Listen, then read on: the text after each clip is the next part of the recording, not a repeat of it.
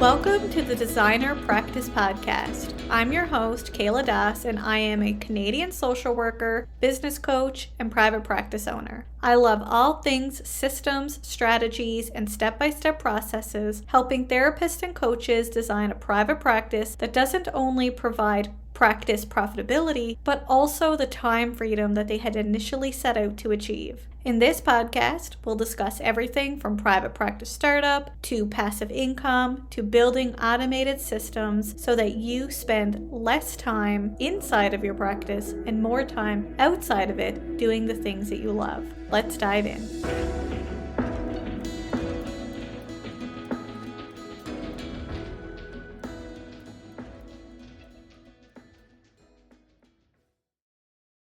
Before we dive into today's episode, let me share my free passive income personality quiz with you. It's no secret that I believe that passive income is the key to unlocking financial freedom while increasing profitability. But with so many passive income streams to choose from, where do you start? Passive income is not a one-size-fits-all approach. So I created the Passive Income Personality Quiz to help you determine which passive income stream best fits your personality.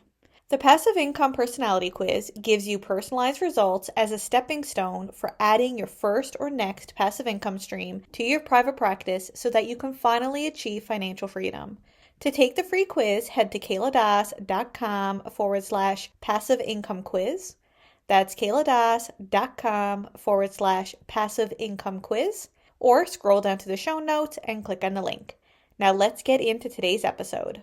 Welcome back to the Designer Practice Podcast, and I'm your host, Kayla Das. In today's episode, Sarah Binks, registered social worker and psychotherapist, will discuss scarcity mindset and how it can impact your practice. Hi, Sarah. Welcome to the show. I'm so glad to have you here today. Hi, Kayla. Thanks so much for having me. Sarah, before we dive into today's episode, please introduce yourself, where you're from, and tell us a little bit about you and your practice journey. So I'm originally from Australia, but I now live in Ontario with my family. My background is in school social work and community mental health. I run a private practice where I specialize in clinical supervision and money mindset coaching for therapists. I'm also a PhD candidate researching school social work practice, and I teach at a local community college as well. So first of all, what is scarcity mindset? So a scarcity mindset is a mental state where you constantly focus on what you lack, or what you might lose, rather than focusing on opportunities or abundance.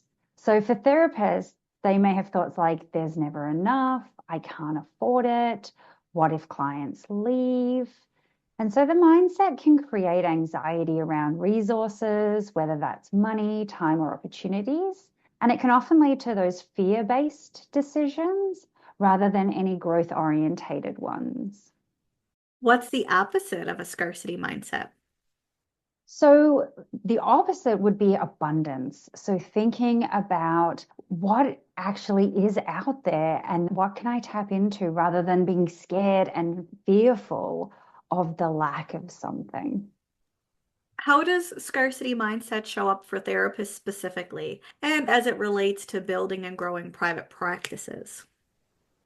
So for many therapists, the scarcity mindset can show up in times when they're feeling stressed or overwhelmed.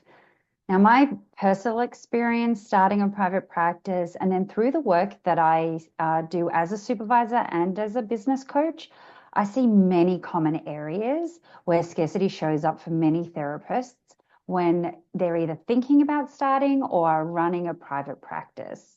So such thoughts as, I might be even too scared to leave a salaried job to start a private practice. It can show up when therapists are thinking about what rates they should set and how many, if any, sliding scale clients they would take on. Or it may show up in a reluctance to raise rates over time as well. It may show up with therapists saying yes to every client who requests a consult, and that might translate into accepting unsuitable clients. And unsuitable can mean many different things. That could be unsuitable, either somebody who's outside of your scope, or it could be somebody who's not an ideal fit for you. And it just might be somebody who you just don't enjoy working with, those presenting problems as well. It can also show up for therapists in the form of a fear of deciding on a niche or a fear of specializing. And that's feeling like I need to be everything for everyone, or else I'm not going to get any clients. We may also see a lack of boundaries. And this is one I personally relate to regarding booking times for clients at any time based on their availability and not on yours. And so if you do have set shifts and you're like, okay, I'm going to work with private practice clients in these hours, that will play out that you're actually now booking outside of shift to meet their needs and ignoring your own. It can also show up with a resistance to taking breaks or to taking time off. So that fear based thinking that I need to be booking back to back to back or booking days off or taking time off for things like vacation or family time. And then there's two final areas, not final, but two final areas I'm going to refer to.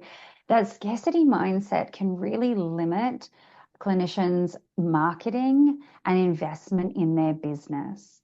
Now, it isn't something we learned at grad school, how to do marketing. I know for me, I certainly didn't learn anything about marketing or running a business in my social work degree. And so a scarcity mindset can really show up when you're thinking about investing in things like a website or professional photos or having a client management system, or if you provide virtual services.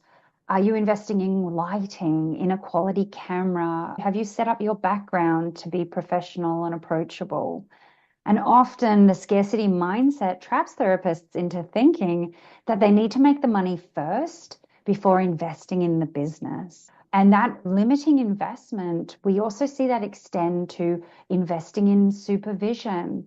Some therapists will be like, well, I can't afford supervision, but we know that's a key important part for ethical practice. It may limit their investment in professional development and training as well. A scarcity mindset can really hamper growth and really stop therapists flourishing and thriving in private practice. I couldn't agree more with all of those points. One that I see a lot is the fear of niching down.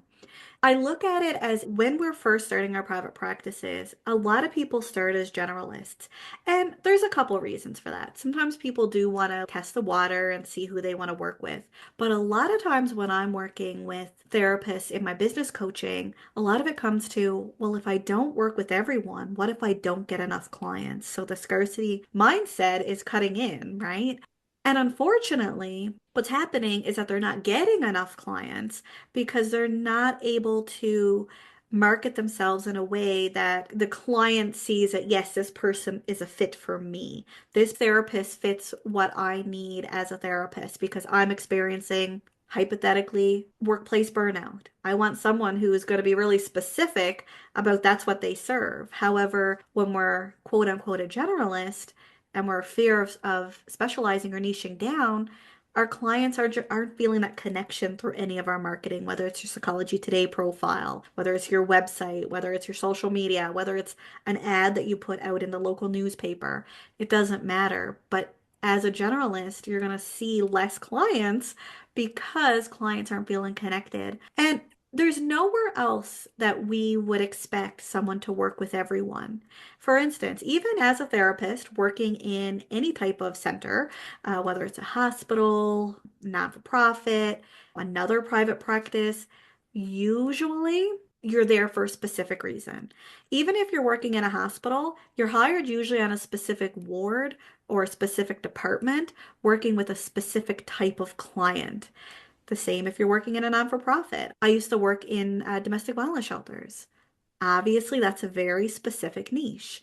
Usually, in every other job that we would get hired, we would be working with a single population or at least an umbrella type of population. However, when we go into our own practices, we think we have to work with everyone. And this could also have ethical considerations because if you're not referring out, if it's outside of your scope of practice, that can cause some issues, not only for you, but for the client as well. Really, we should be working with a small subsection of clients and then making our way up as we start building our skills, our competencies, and our trainings. But we do it the opposite way. Yeah, that's such a great point. I think because the scarcity mindset gets us stuck in the fear, right? And then that absolutely has the potential to compromise ethical practice, 100%. And that is so important. And I think, in terms of the concept of abundance, it's something to be embraced because if you do have this underlying belief that there are enough clients for everyone, it will take a little bit of the edge off that fear. And it's really important to recognize that if we are saying no to somebody, that doesn't mean that there's going to be no more clients coming, right? We're actually then creating space where our ideal client can come in, and there is going to be time and space for that person on our caseload. I agree.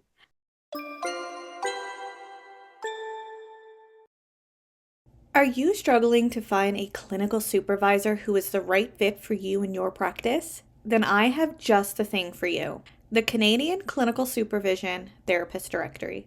Whether you're looking for a clinical supervisor to help you navigate ethical situations, build skills in your practice, or to receive the necessary supervision hours to gain full status with your regulatory body, there's a clinical supervisor on our directory for you.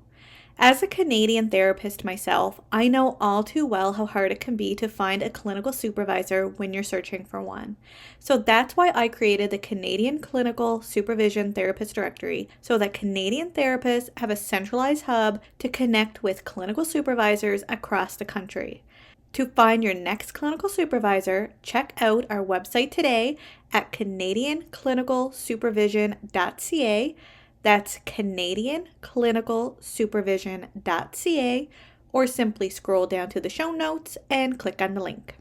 Now back to the show. If listeners are nodding along and they're saying, yes, this is definitely me, I'm experiencing scarcity mindset, do you have any steps or strategies that listeners can take to start overcoming this mindset? Absolutely. The first thing I did, I heard about manifestation and abundance probably about a year before I actually decided to look into it. I am very much a type A, extremely practical person. And so for me, I thought it was way too woo-woo for, for me. But when I actually opened myself up to hearing about it, and just through podcasts and audiobooks from the library and things like that, I encourage anyone to open themselves up with open skepticism to the concepts of abundance. I think it is something that no matter how you really feel about it, whether you're all in or you're sort of staying openly skeptical, what was interesting for me from learning from the laws of attraction approach was there is a lot of alignment with the modalities and approaches we use in therapy. And I was able to make those connections like, oh, that's really interesting in terms of the mindset work. And very simply, an abundance mindset for therapists in private practice just means recognizing that there is enough opportunities, clients, and resources for everyone, and having faith that we don't need the proof before we can believe it, but having that faith so that when we refer out, like you mentioned, or when we specialize, or when we raise our rates, we're not losing opportunities, but we're creating space for those more suitable clients. And it really helps view in terms of competition from other therapists. Sometimes the fear of referring out is because of the protectionist, or the fear of joining consultation groups or supervision groups is the fear that if I share my wisdom with others, then they'll take all my clients. And an abundance mindset shifts that away from that scarcity to thinking about our peers, our other therapists, not as competitors whose their success is going to diminish your potential, but it's believing that investing in yourself and your practice creates more value and not less. I am totally relating to everything that you're saying. And one of the things I do in my business coaching is I never look at it as competitors. Actually, that I've even had quote unquote competitors on this podcast sharing their services and what they provide. And it's because I believe collaboration is the key to success, not competition. And the truth is, if we open up our mind that even if it's other therapists, maybe having this referral relationship with a couple different therapists, people might be thinking, well, they'll take my clients or they'll get some ideas from me, but they'll send you clients. You'll build this network of community that if they need to refer someone out, you're already on their list. I know for me, the biggest growth I've seen, and again, this is my business coaching practice, is when I actually opened up the idea that I can connect with quote unquote competitors. And I'm saying that specifically because they're going to share me to their communities and I'm going to share them with mine. And we can all benefit from that. And even though, as therapists, some clients, obviously, we don't want our clients seeing multiple therapists at a time. But there may be a time where they work with one therapist and for whatever reason they want to work on a different issue, or maybe they've gotten what they can out of sessions, or maybe it's just not a fit. I mean, I don't know about you, but I know there's lots of times that I've been with all types of practitioners who I try it out, but it's just not a fit. Maybe I should try someone else, has nothing to do with the other therapist. But then you're there, like, oh, I remember that this person talked about this person, or I heard this person on a podcast, or whatever it is. And I think that it's really important to acknowledge that collaboration really is the key. At least I'm going to say that in my business, that is how I grew is through collaboration. And if I can say to anyone, do it, do it. It is so important because being in private practice is so isolating, right? Either you're in a solo practice or if you're part of a group practice, your hours may not align up. So it's very different to agency work where maybe you had a staff room, maybe you had times where you'd be standing by the kettle waiting for your tea. There was those incidental sort of those doorway conversations, which in a lot of people in private practice are now, especially since the pandemic, as we've moved into a lot of virtual practitioners. So being able to open yourself up to an abundance mindset and know that these aren't my competitors, these are my peers, and being able to have a network can really help not just grow your business, but that connection and that community, which are all so important to build your own mental health as a clinician, to really prevent burnout, minimize compassion fatigue, and having somebody just to be like, oh, I get it. But then also having someone to be able to celebrate your wins with too. And if something great happens in your life, they're able to be there and celebrate that with you as well without feeling like it's taking away from them in their own practice. I agree 100%. Do you have any additional advice, insights, or tips for listeners who may be experiencing scarcity mindset when it comes to their practice, but want to start moving towards a more abundant business? Yeah, I think the second thing that I found extremely helpful in challenging my scarcity mindset was learning about my money mindset and how I do money and how my thinking around money impacts my thinking around scarcity and my thinking around abundance.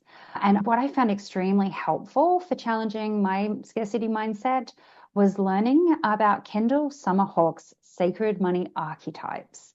I was so moved by what I learned when I first took the quiz to find out what my top three of the 8 sacred money archetypes I have. It was so illuminating to see how my archetypes were impacting my money mindset in running my private practice. So much so that I then invested in becoming certified as a sacred money archetypes coach and launched my coaching business alongside my private practice. And when this might be something completely new to you in terms of what are the sacred money archetypes. So I definitely will leave a link in the show notes for more information. But just to sort of talk generally about it, I find that by understanding the strengths and challenges of your distinct money personality type, it can identify patterns in your behavior that impact your money and your business decisions. And especially as it relates to scarcity and abundance. And then that really links with your ability to thrive in private practice. So I want to give you some of my own personal experience. So my top three archetypes: nurturer, accumulator, and ruler. It's okay if you don't know what they are just yet, but finding out about these three and the challenges and strengths associated with those threes just helped me understand why I struggled so much in the beginning when setting up my private practice. So for me, I struggled so much with setting boundaries around charging for cancellations. I would jump in and automatically offer a discount or a sliding scale fee because I was terrified. And really, I would constantly book outside of my scheduled hours. When I found out about my archetypes, it was like a light bulb moment. I was just like, this makes total sense. And then really, it helped me understand why I was resistant to investing in advertising and growing my business. It took me a year to get my website up and running, and I just was stuck. And that's what the scarcity mindset does to you. You just get stuck and you feel like you don't know the way forward. And so by learning about an abundance mindset and learning about how this relates to my money archetypes, it wasn't wave a magic wand and it was all fixed, but it gave me those next steps. What do I need to do first to start to be my authentic self, to not follow a cookie cutter, this is how business should run, but what do I need as a nurturer to feel like I'm looking after my clients? What do I need from that accumulator mindset who is concerned about money and wants to have all the information? And really, before making a decision to invest in business, wants to make sure that there's a specific return on investment.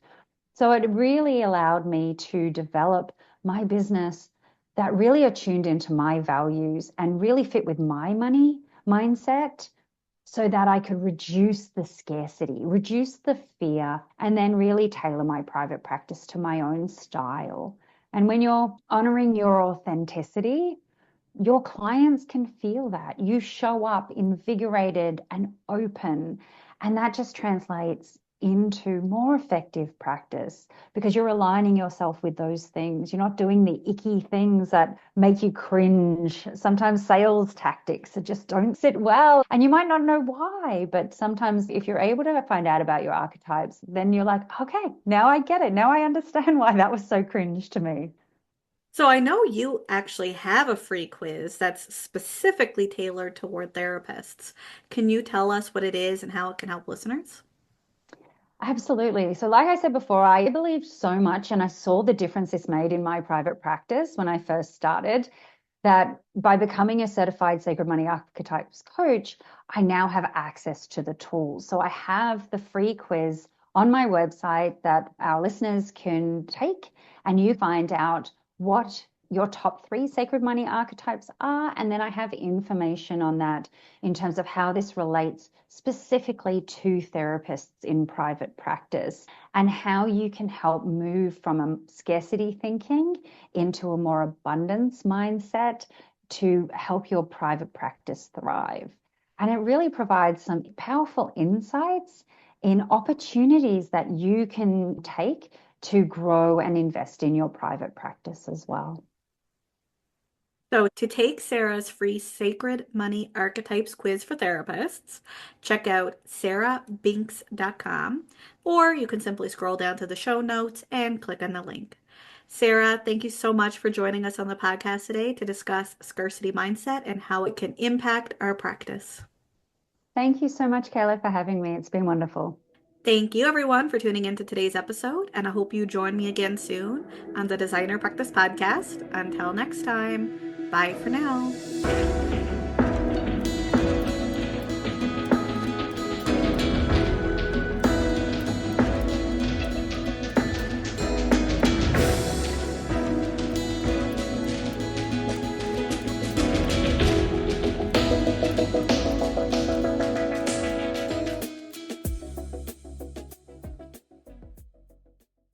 Please be advised that the podcast advertisements and links in this episode may be affiliate and or sponsor links where Evaspare Inc. and the Designer Practice Podcast receive compensation for sales or signups made through link clicks. This helps the Designer Practice Podcast continue to provide free and valuable content to you each week. Thank you, and we appreciate your support.